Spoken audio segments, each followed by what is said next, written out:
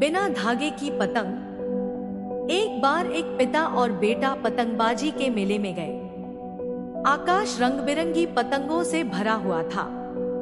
यह दृश्य देखकर बेटा बहुत खुश हुआ।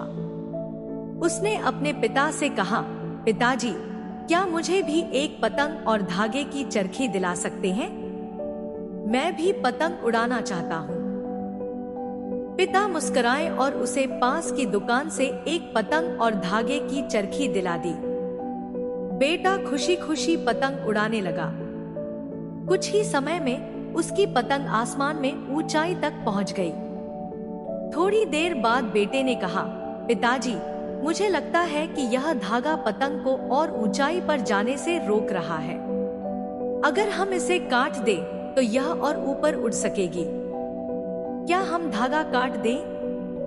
पिता ने थोड़ी देर बेटे की ओर देखा, फिर बोले, ठीक है, कोशिश करके देखते हैं। और उन्होंने पतंग का धागा काट दिया।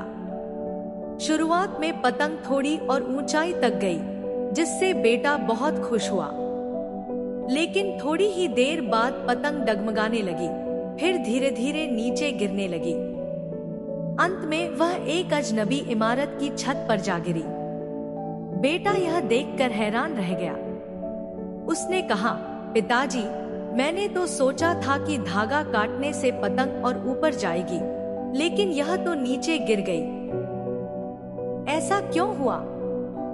पिता ने प्यार से समझाया, बेटा, धागा पतंग को रोक नहीं रहा था, बल्कि उसे सहारा दे रहा था। जब हवा धीमी होती थी या दिशा बदलती थी, तो यही धागा पतंग को संतुलित रखता था और तुम्हारी मदद से उसे सही दिशा में ऊपर ले जाता था।